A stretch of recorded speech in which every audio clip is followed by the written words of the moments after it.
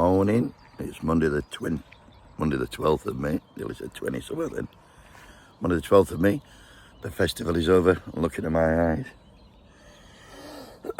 Getting too old for it, aren't I? Couldn't take another day on it. But what a great weekend it's been. Lots of beautiful people. Lots of beautiful music.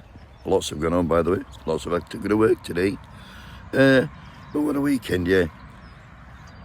Highlight of the weekend for me was attending this with banners held high. I met some beautiful people. And the man himself, Gaza, he made a beautiful speech to rapturous applause, let me add. No security for Gaza. He was there on his own, walking the streets like he should be able to. And the reason he can do that is because he's a fucking decent fella. Anyway, I'll be back to my moaning self tomorrow. Until then, have a super day and listen to Gaza.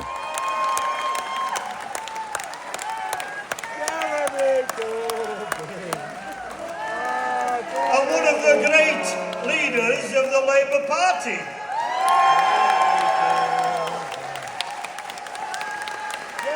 That's me saying that. I just went a little bit off script. Welcome to the stage. Put your Wakefield hands together for Jeremy Corbyn.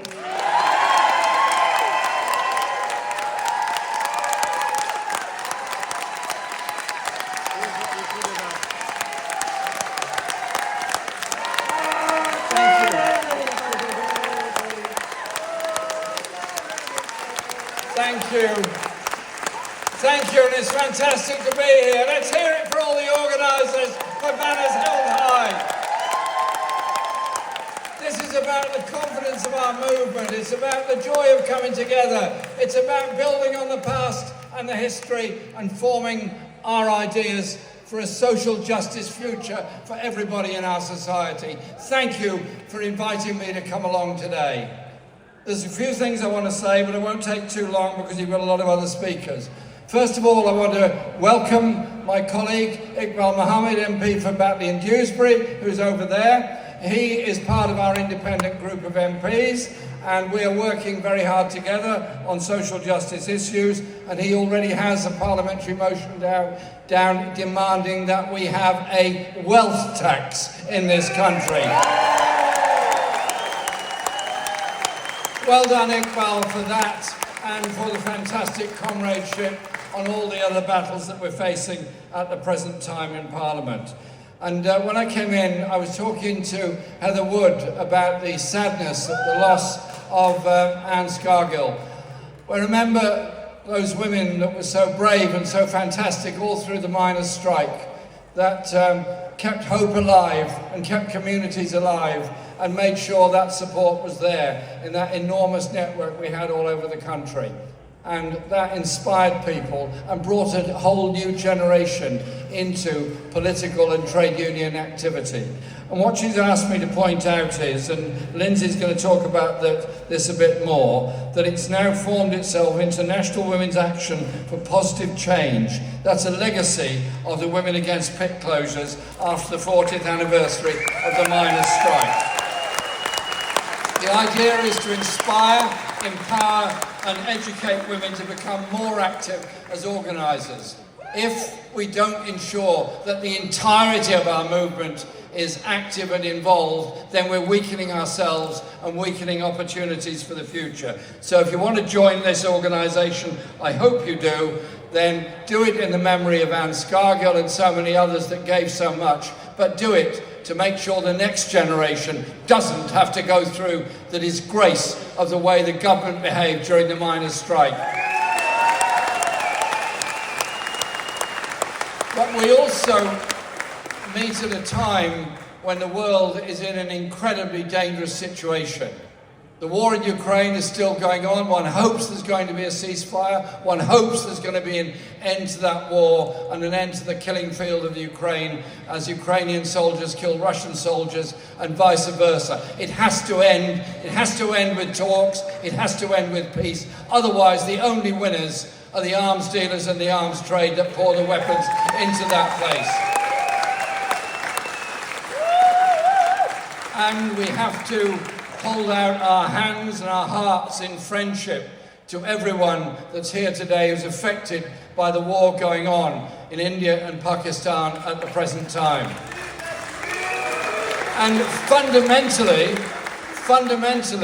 it is a colonial legacy of what happened in Kashmir in 1948 that we're dealing with. Kashmir is an international issue that has to be resolved by a decision of the people of Kashmir to decide on their future. And it's been my privilege to work with many people from Kashmir on trying to help bring that about.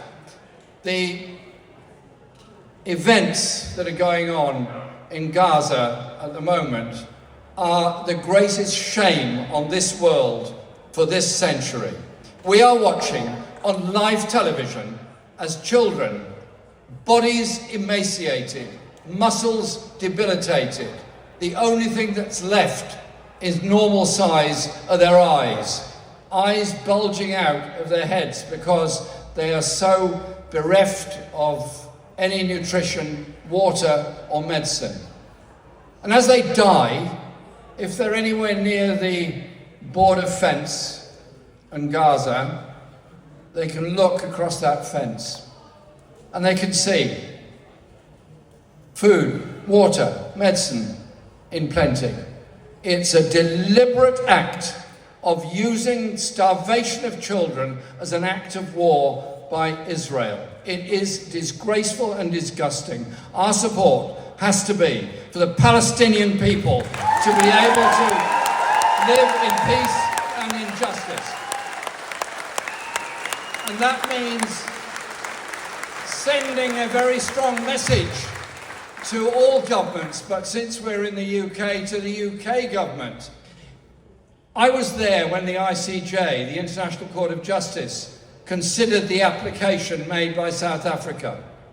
I was sitting there in the gallery watching what was going on. The South Africans had invited me to go and be an observer. And I thought there's something almost surreal about this. My mind went back to all the anti-apartheid demonstrations and marches that all of us went on for years to try and bring about the end of the apartheid regime. The unbelievable sacrifices of the people of Soweto and other parts of South Africa that did bring the end of that apartheid regime. And the way Mandela spoke when he came out of prison and subsequently, and I remember a discussion Tony Benn and I had with Mandela about Palestine and other places. I thought, and now all that changed South Africa, and all that meant South Africa could take Israel to the International Court on the charge of committing acts of genocide against the Palestinian people. So I think we should thank South Africa and thank the legacy of Nelson Mandela in this. But if a country has been found to be wanting in international law, wanting in its failure to protect people that it occupies, that's a very fundamental thing in the Geneva Convention. If we are still supplying weapons or allowing weapons to be supplied or allowing parts to be provided for F-35 jets, that makes us complicit in the killing of Palestinian people and children. And so it is about standing up for the Palestinian people, and we'll be doing that next Saturday in London on the Nakba Day march. But I also want to just remind you, and I'm sure you don't really need reminding of this, our marches are ones of unity of people from all over.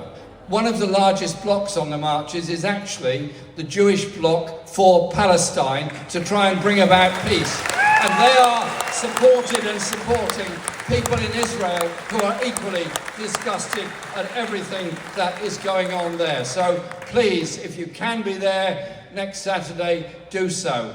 Sometimes, I've been on every single one of the demonstrations and marches, sometimes you get back and you think, well, what was that for? What was that about?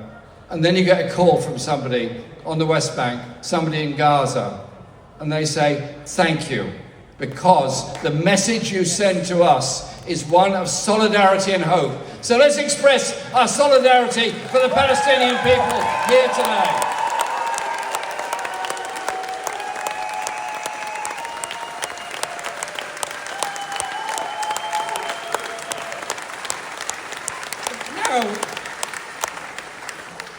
the last thing I want to say is this. In this country, we have hundreds of thousands of children living in poverty. We have large numbers of poor elderly people who cannot afford to heat their homes. We have large numbers of women who were misled over the pension retirement age and subsequently have been driven into stress and desperate poverty as a result of it. And we have people with disabilities already living in serious poverty, difficulty of surviving and of living. And we now have proposals from the British government, from the UK government, from Starmer's government, to say that they're going to take £5 billion out of what they term the welfare budget and take it away from personal independence payments for people with desperate conditions. The day after that announcement was made, I called a public meeting in my constituency. I specifically invited the people and organisations that either have disabilities themselves or in receipt of PIP or know people who are. The stories were horrific. The way they needed help in order to go to the bathroom, just a basic human need, that would be taken away and would no longer be a qualification to get a personal independence payment. This is absolutely disgraceful and shocking and totally unnecessary. Totally unnecessary in any way. Likewise, the refusal to end the two-child benefit cap. Let's think back. If any of you can think back to those desperate days when Ian Duncan Smith was Secretary of State for Work and Pensions. I know it's a horrible memory, but if you can think back that far. He decided that the problems of poverty were all brought about by large families and too many children. So his solution was to punish the children. By not giving equal benefits to all children, irrespective of the size of the family, what we're doing is punishing children because they've got more than two brothers or sisters. That is outrageous, it's immoral, it is wrong, and we should abolish the two-child benefit cap. The cost of which would be about 1.2, 1.3 billion pounds per year. And at the same time, the government has refused to abolish the two-child benefit cap. They have announced they're going to raise arms expenditure from 2027 onwards by 13 billion a year. That is the equivalent of 10 years of ending the two-child benefit cap. I know which I would rather do. And so that means then, what do we do about this politically? Because I don't want to live in a country that's racked by division and by poverty. I don't want to live in a country where we have so many people sleeping rough on our streets because they can't get housing. And I do not want to live in a country that says all the social problems brought about by inequality are somehow or other caused by desperate people who are seeking political asylum to evade the wars and human rights abuses. So if all the political alternative we're offered is by reform, which essentially wants to blame everybody for everything except looking at the real issue, which is one of poverty and inequality in our society. And so we have to have an alternative. We have to have an alternative that redistributes wealth and power. We have to have an alternative that doesn't try to regulate these water companies that have so grotesquely profiteered at the expense of all of us, but bring them into public ownership. And so I stood as an independent candidate in the election last July for Parliament in my constituency because the Labour Party refused to allow me to even be considered to be a Labour candidate. I was quite happy that Labour members in my area would have a vote on whether I should be the candidate or not. No problem with that, and I would have accepted whatever the result was of that. But to deny them even the right to vote seemed to me the antithesis of what democracy should be about. So we ran a campaign as an independent. And we stood for all the things that were there in the manifestos of 17 and 19. And we stood for peace, we stood for justice, and we stood above all to unite people and give them hope. And so there are many around the country, independents around the country, doing exactly the same thing. We have our wonderful independent group of 5 of us in Parliament. We are there to oppose the cuts in public spending, to stand for peace and justice in the world, and stand for redistribution of wealth and power. Those people that think somehow or other reform offers an alternative, it doesn't. It's a bankrupt party with an organisation that's based on promoting division and hatred rather than redistribution of wealth and power in our society. We're here today, banners held high. We're here today in memory of the solidarity of the miners' strike and the solidarity with the rail workers, the health workers, the teachers and all the others that have taken action over the last few years. The way forward isn't a continuation of austerity. The way forward isn't a continuation of the bankrupt policies of the past. The way forward has to be unity of working class organisations, unity of trade unions, unity of people with an image, with a hope, with an ambition for a society where our children are able to achieve, not be driven into debt just because they wanted to go to university and achieve something in their lives. We're here to make those demands. That's what brings our movement together, and that's what I spend my time doing, going around the country, supporting those independents, saying exactly the same thing. And that group, that voice, that sound is coming together. We will pressurise this government to end the 2-child benefit cap. Pressurise this government for justice for the WASPy women. Pressurise this government over personal independence payments. Pressurise this government about eliminating child poverty within our society. You can do these things, but you can't do them if you're kowtowing to the rich and big business. You can't do this if at the same time you're pouring more and more money into the arms industry. Internationally, we need peace and we need justice. And in our own country, we need social justice and understanding and support and solidarity with each other. Banners held high brings us together. We're united, we're strong, we're determined, and we will build that better world. Thank you.